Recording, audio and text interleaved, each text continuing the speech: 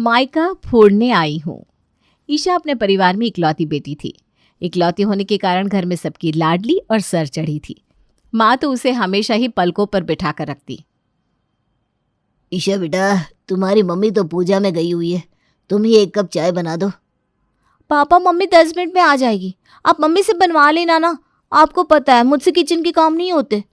एक कप चाय बनाने में कितनी मेहनत लगती बेटा, 5 मिनट का भी काम नहीं है। और वैसे भी अब ग्रेजुएशन हो गया है तुम्हारा, थोड़े टाइम बाद शादी होगी, थोड़ा काम करना सीखोगी तो आगे चलकर तुम्हारे ही काम आएगा ना। पापा ये क्या है, अब हर समय मुझे शादी का ताना देते रहते हो, ये तो कोई बात नहीं होती। अब मेरी ग्रेजुएशन हो गई, इसका मतलब मुझे 24 घंटे बस घर के काम करने हैं क्या? ये कैसी सोच है आपकी? बेटा मैंने ऐसा कब कहा कि तुम्हें 24 घंटे बस घर के काम करने हैं? तुम तो पूरा दिन अपने कमरे में बेड पर लेट कर मोबाइल देखती रहती हो। तुम्हारी माँ तुम्हें कोई काम सिखाना नहीं चाहती। देखना कल को शादी के बाद तुम्हें पापा की बातें याद आएंगी। बेटा बेटियां राजकुमारी सिर्फ माँ बाप के घर में होती है, शादी करके दूसरे घर जाओगी ना तो वहाँ कोई तुम्हारे नखरे नहीं उठाएगा। इसलिए इतनी भी कामचोर मत बनो कि एक कप चाय के लिए भी तुम्हें ऐसे मुंह बनाना पड़े। पापा की बातों को इग्नोर करके ईशा वापस अपने कमरे में चली गई थी और कंबल में लेटकर फिर से मोबाइल चलाने लगी थी। भगवान ही मालिक है इस लड़की का, पता नहीं शादी के बाद क्या होगा इसका। थोड़ी देर बाद ईशा की माँ मंदिर से लौट कर आती है। अरे भाग्यवान, एक कप चाय पिला दो। ऑफिस से थके हारे घर आओ तो एक कप सुकून की चाय भी नसीब नहीं होती। या तो तुम मुझे चाय नाश्ता कराने के बाद मंदिर जाया करो या फिर हमारी चाय बना कर रख जाया करो। भाई तुम्हारी बेटी से तो कुछ भी कहना बेकार है। देखिए जी, आप ना बात बात पर मेरी बेटी के ऊपर राशन पानी लेकर मत सवार हुआ करो। अरे बच्ची है, सीख लेगी, और क्या ज़रूरत है बच्ची पर काम का दबाव डालने की। ईशा की माँ उसे आवाज़ लगाती है। ईशा बेटा आओ, देखो मैं मंदिर से लड्डू लेकर आई हूँ, खा लो। मम्मा मेरे रूम में ही आकर दे दो ना प्लीज, इतनी सर्दी हो रही है, मुझसे तो ब्लैंकेट से निकला ही नहीं जा रहा। और पापा है कि मुझे हर समय बस काम बताते रहते हैं, आपको पता है ना मुझे सर्दी लग जाती है। हाँ बेटा मुझे पता है बच्चा, तो आराम से बैठ ब्लैंकेट में, मैं अब भी तेरे पापा की चाय बना कर देती हूँ, फिर आती हूँ। तो भी पिएगी क्या चाय? हाँ हाँ माँ, मेरी भी बना देना। भाग्यवान, तुम ना सर पर चढ़ा रही हो अपनी बेटी को। देखना तुम्हारी बेटी के साथ साथ तुम भी रोगी, वो दिन दूर नहीं है। अरे मैं कोई दुश्मन नहीं है, उसका बाप हूँ। ये जो आंखों पर पट्टी बांध कर तुम खतरे से अनजान बनने की कोशिश कर रही हो ना, उससे कुछ नहीं होने वाला। ईशा के पापा बार बार ईशा की माँ और ईशा को समझाने की कोशिश करते हैं कि लाड़ प्यार अपनी जगह है, लेकिन बच्चों को आलसी और निकम्मा बनाना कहीं की समझदारी नहीं। लेकिन उसकी माँ के कानों पर तो जूं रेंगने को तैयार नहीं थी। जहाँ ईशा आलसी और कामचोर थी, वहीं ईशा का भाई अमित बड़ा समझदार और सुलझा हुआ लड़का था। घर के कामों में वो हाथ बटाता और पढ़ाई लिखाई में भी हमेशा अच्छे नंबर लेकर आता, जिसके कारण उनके पापा हमेशा बेटे से बहुत खुश रहते। मम्मी पापा ना मुझ में और भैया में बहुत अंतर करते हैं, उनको तो बस हर चीज़ में भैया ही अच्छे लगते हैं, मेरी तो हर चीज़ में कमी निकालते हैं वो। बेटा मैं कमी नहीं निकालता हूँ तुम्हारे में। जैसे अमित मेरा बेटा है वैसे तुम भी मेरी बेटी हो। लेकिन वो तारीफ वाले काम करता है, इसीलिए तो मेरे मुंह से उसके लिए तारीफ निकलती है। बिना कहे कोई मेहमान आ जाए तो वो उनके लिए चाय नाश्ता लेकर आता है, बाजार से सामान खरीद कर लाता है। घर के सारे बिल भरने की जिम्मेदारी भी उसी के ऊपर है, और उसके साथ साथ पढ़ने में भी अव्वल है वो। अब उसके अंदर काबिलियत है तो उसकी तारीफ तो बनती है। पापा के मुंह से भाई की तारीफ सुनकर ईशा अमित से मन ही मन जलने लगी थी। नफरत का ये बीज धीरे धीरे पौधा बनने लगा था। कुछ समय के बाद ईशा की माँ की मौत हो जाती है और मायके में जैसे वो बिल्कुल अकेली पड़ जाती है। ईशा के पापा भी पत्नी की मौत के सदमे से उभर नहीं पा रहे थे।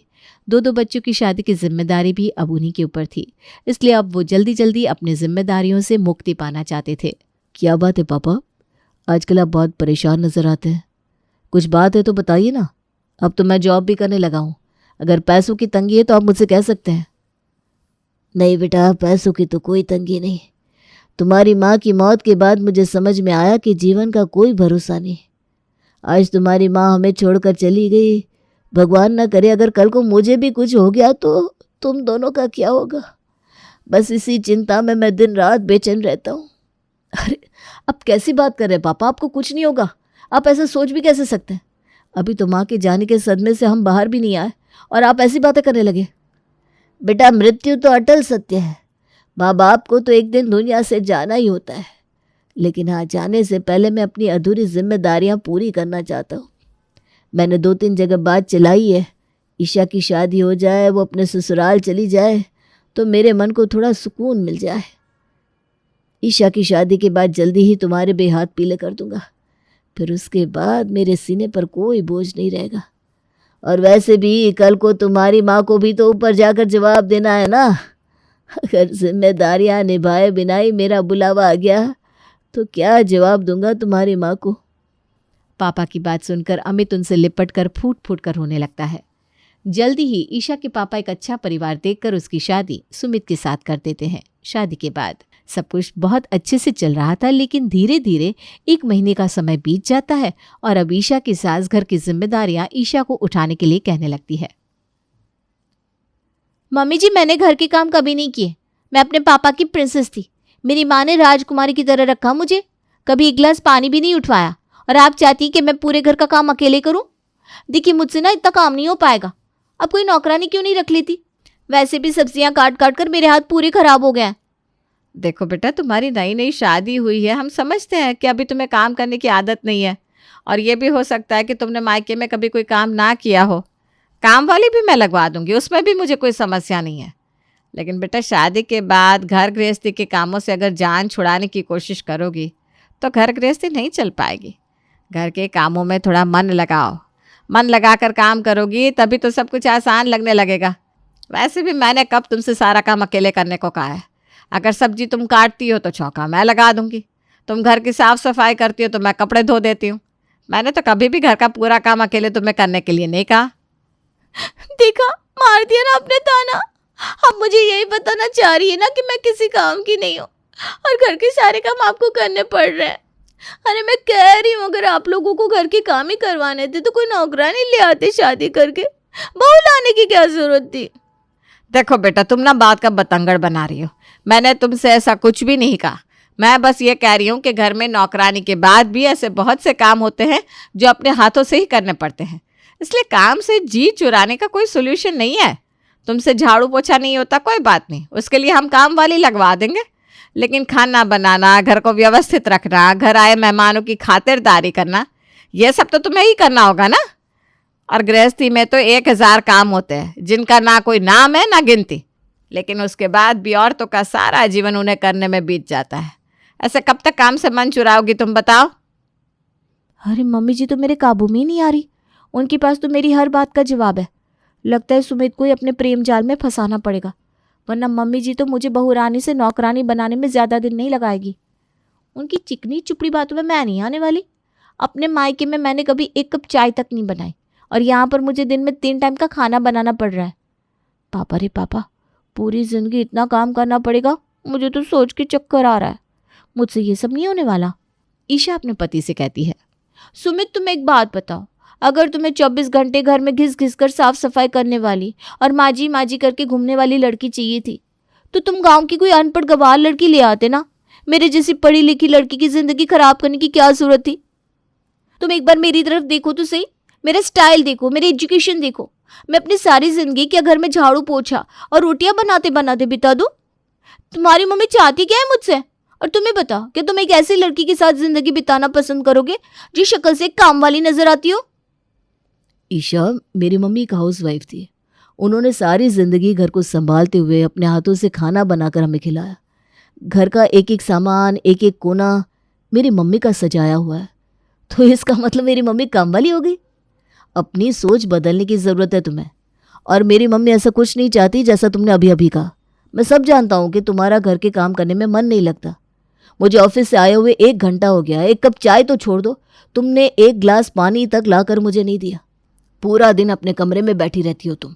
3 महीने हो गए हमारी शादी को, और कितना टाइम चाहिए तुम्हें घर के काम शुरू करने के लिए? हाँ, तुम भी अपनी माँ की तरह बस दिन रात मुझसे लड़ाई झगड़ा करो और हर चीज में मेरी गलती निकालो। इसीलिए तो शादी करके इस घर में लेकर आए थे ना तुम मुझे। बहू नहीं, काम वाली चाहिए तुम लोगों को। मैं भी साफ बता रही हूँ, नहीं होगी मुझसे किसी की गुलामी और नौकरों की तरह काम नहीं कर पाऊंगी मैं। मैंने राजकुमारी की तरह अपनी जिंदगी बिताई है और आगे भी मैं वैसे ही रहने वाली हूँ। किसी के दबाव में आकर नौकरानी नहीं बनूंगी मैं इस घर की। हाँ। अगले दिन एक बहुत बड़ी खुशखबरी है ईशा बेटा, अमित की शादी फिक्स हो गई है। लड़की वाले जल्दी शादी करने के लिए बोल रहे हैं। अगले हफ्ते यानी कि 5 दिन में अमित की शादी है और हम श्रद्धा को बहू बनाकर अपने घर ले आएंगे। अब तो ज़्यादा सोच मत, आज ही दामाद जी के साथ घर आ जा। शादी की तैयारी भी तो करनी है ना। ईशा को तो जैसे मुंह मांगे मुराद मिल गई थी। मायके जाने का बहाना मिलते ही ईशा तुरंत ही सामान पैक करके अपने मायके पहुंच जाती है। मौज मस्ती के बीच 5 दिन कब बीत जाते हैं पता भी नहीं चलता और अमित की दुल्हन घर आ जाती है।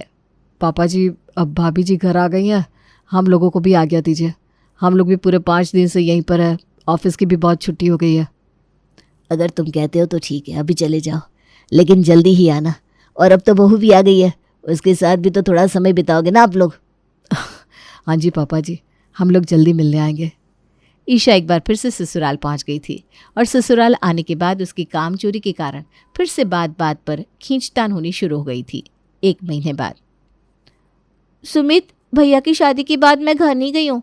भाभी के साथ एक भी दिन नहीं बिताया मैंने। मैं अपने मायके जा रही हूँ, कुछ दिन उनके साथ रहूँगी। ईशा अपने मायके पहुंच जाती है। वहां जाकर उसने देखा कि उसके भाई भाभी के बीच तो बहुत अच्छी अंडरस्टैंडिंग है। दोनों एक दूसरे को बेहद प्यार और सम्मान दे रहे हैं। भाई की जिंदगी की खुशियां देखकर ईशा के मन में उथल पुथल मच गई। पता नहीं भगवान ने कौन सी कलम से किस्मत लिखी है भैया की। इनके साथ हमेशा सब कुछ अच्छा ही होता है। पापा भी बचपन से सिर्फ इनको ही फेवर करते थे और अब देखो, इनकी शादी को 1 महीना नहीं हुआ और दोनों मियाँ बीवी में कैसे पट रही है। और एक मैं हूँ, 5 महीने हो गए मेरी शादी को। मेरा पति मेरी तरफ देखना भी नहीं चाहता। सास हर समय लड़ाई करती रहती है। दम घुटता है मेरा उस घर में। और ये कल की आई हुई श्रद्धा पूरे घर की महारानी बनकर बैठी हुई है। मैंने भी उनकी ज़िंदगी में आग ना लगाई ना तो मेरा नाम भी ईशा नहीं। ईशा आंखों में आंसू भरकर खाना खा रही थी, तभी भाई अमित ऑफिस से घर लौटता है। अरे रो क्यों रही है, कुछ परेशानी है क्या? कुछ नहीं है भैया, अब घर में मेरी माँ तो है नहीं। ये सब बर्दाश्त करने की आदत तो डालनी पड़ेगी ना। तेरे कहने का मतलब क्या है? कुछ हुआ है क्या श्रद्धा, क्या बात है? और ये ईशा सूखी रोटी क्यों खा रही है? घर में घी खत्म हो गया है क्या? नहीं, घी खत्म नहीं हुआ। ईशा ही कह रही थी कि उसको कोलेस्ट्रॉल बढ़ रहा है, तो उसने घी खाना छोड़ दिया है, इसीलिए उसे बिना घी की रोटियां दी है। क्यों झूठ बोल रही हो भाभी? मैंने कब कहा कि मैंने घी खाना छोड़ दिया? भैया तो अच्छे से जानते हैं मुझे बचपन से घी और मक्खन कितना पसंद है। ढेर सारा घी लगाकर रोटी खाती थी मैं। आपको घी नहीं देना तो अब साफ साफ बोलो। श्रद्धा, ये मैं क्या सुन रहा हूँ? मेरी बहन को रोटी पर घी लगाकर देने से मना कर दिया तुमने? ये मैं बिल्कुल भी बर्दाश्त नहीं करूंगा। और तुम्हारी हिम्मत कैसे हुई ऐसा करने की? आप मुझे गलत समझ रहे हो, ऐसी कोई भी बात नहीं है। रहने दो भैया, भाभी को कुछ मत कहो। मैं 4 दिन के लिए यहाँ आई हूँ, आपका घर तोड़ने नहीं आई। मैं तो इसीलिए आपसे कुछ कहना नहीं चाहती थी, चुपचाप अपना खाना खा रही थी। वो तो आपने मुझसे पूछ लिया तो मैं अपने आंसू नहीं छुपा पाई। हो जाती है कभी कभी गलती। आप ना भाभी से इस तरह से बात नहीं करो, मुझे अच्छा नहीं लगता। देखा श्रद्धा, मेरी बहन अभी भी तेरी तरफदारी कर रही है। कुछ तो सोच लिया होता तूने इतनी छोटी बात करने से पहले। पति की बात सुनकर श्रद्धा रोते हुए अपने कमरे में चली जाती है। अगले दिन, ईशा, तुम्हें कुछ चाहिए तो बता दो, उसके बाद मैं घर की सफाई करूंगी। भाभी आप सफाई बाद में कर लेना, अभी मुझे मार्केट से बेसन के लड्डू ला कर दो। आज मेरा बेसन के लड्डू खाने का बहुत मन है। अगर अभी मैंने इसे लड्डू के लिए मना किया तो फिर से आंसू टपका टपका के अपने भाई के सामने इमोशनल ड्रामा करेगी। हाँ ठीक है, ला देती हूँ। श्रद्धा स्कूटी लेकर मार्केट के लिए निकल जाती है।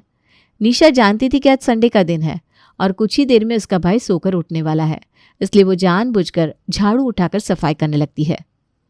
ईशा, तू झाड़ू क्यों लगा रही है? कहाँ गई तेरी भाभी? भैया भाभी ने कहा कि तुम घर की साफ सफाई कर लो, तब तक मैं बाहर से आती हूँ। वो तो स्कूटी लेकर कहीं बाहर गई है। बहन की बात सुनकर अमित को एक बार फिर गुस्सा आता है। कुछ देर बाद श्रद्धा लौट कर आती है। श्रद्धा, ये क्या तरीका है? 4 दिन के लिए मेरी बहन घर क्या आ गई, तुम्हारे सीने पर सांप लौटने लगे। तुम खुद बाहर घूम रही हो और ईशा से सफाई करा रही हो। कैसी बात कर रहे हो अमित? मैंने कब कहा ईशा को कि वो घर की सफाई करेगा? बल्कि मैं तो। अमित श्रद्धा को बीच में ही टोक देता है। आजकल तुम्हारा व्यवहार बदलता जा रहा है, अपनी आंखों से देख रहा हूं, वरना तुम तो 1 मिनट में मेरी बहन की बात को झूठा साबित कर देती। अगर तुम्हें यही सब करना है ना तो तुम अपने मायके जा सकती हो। ये सब मेरे घर में नहीं चलेगा। ये घर जितना तुम्हारा है उतना ही मेरी बहन का भी है। ये सब हथकंडे अपनाकर उसे घर से भगाने का तरीका मत ढूंढो। नहीं नहीं भैया, रहने दो आप प्लीज, भाभी को कुछ मत कहो। मैं यहाँ पर मायका तोड़ने थोड़ी ना आई, मैं कल ही अपने ससुराल वापस चली जाऊंगी। मैं नहीं चाहती मेरी वजह से आप लोगों के बीच में कुछ भी प्रॉब्लम्स हो। देखा देखा तुमने मेरी बहन कितनी अच्छी है, अभी भी वो तुम्हारा पक्ष ले रही है। तू कहीं नहीं जाएगी बहना, मैंने कहा ना तू यहीं रहेगी। अरे ये तेरा भी घर है, श्रद्धा होती कौन है तेरे साथ इस तरह से व्यवहार करने वाली। पति की बात सुनकर श्रद्धा के मन को गहरी चोट लगी थी। आंखों में आंसू भरकर वो चुपचाप जाकर घर के काम करने लगती है। अगले दिन अमित ऑफिस से आता है तो देखता है कि बहन ईशा घर के बाहर बैठी हुई आंसू बहा रही है। अरे ईशा क्या हुआ, यहाँ क्यों बैठी है और रो क्यों रही है, कुछ हुआ है क्या? कुछ नहीं भैया, मैं बस आपसे मिलने के लिए रुकी थी, आपको देख लिया, बस अब अपने ससुराल जा रही हूँ। मेरा और आपका साथ यहीं तक का था भैया, अब मैं फिर कभी भी लौटकर मायके नहीं आऊंगी। भाभी ने मुझे घर से निकाल दिया। बहन की बात सुनकर अब तो अमित का गुस्सा 7वें आसमान पर पहुंच जाता है और वो श्रद्धा श्रद्धा चिल्लाता हुआ घर के अंदर घुस जाता है। अमित श्रद्धा के ऊपर चिल्लाना शुरू कर रहा था कि तभी ईशा का पति सुमित वहां आ जाता है। रुक जाइए भैया, और आप ऐसा कैसे सोच सकते हैं कि भाभी ईशा के साथ ऐसा व्यवहार करेंगी? वो तो अच्छा हुआ कि पापा जी ने फ़ोन करके मुझे यहाँ पर जो षड्यंत्र चल रहा था उसके बारे में सब बता दिया। जो इंसान अपनी ज़िंदगी में खुश नहीं होता ना, वो दूसरे की ज़िंदगी में भी आग लगाने की कोशिश करता है, और वही किया है आपकी बहन ने। जिस दिन से शादी करके हमारे यहाँ आई है, इसका किसी भी काम में मन नहीं लगता। पूरा दिन आलसियों की तरह कमरे में पड़ी रहती है। काम के लिए कहो तो माँ और मेरे साथ झगड़ा करती है। उसकी वजह से एक भी दिन हमारा शादीशुदा जीवन सुख शांति से नहीं बीता। वही शादी के बाद जब इसने आप दोनों को एक दूसरे के साथ प्यार से रहते हुए देखा ना, तो जानबूझकर ये आप दोनों के बीच आग लगाने लगी। ईशा, अभी के अभी भाभी से माफ़ी मांगो। और क्या कहा था तुमने? तुम आज के बाद मायके नहीं आओगी? मायके तो तुम सच में कभी नहीं आ पाओगी, और अगर तुमने माफ़ी नहीं मांगी ना तो ससुराल में भी नहीं घुस पाओगी। सोच लो तुम्हें क्या करना है। पति की बात सुनकर ईशा रो रो कर भाभी से माफ़ी मांगती है और फिर उसके बाद ससुराल जाकर सही से रहना शुरू कर देती है।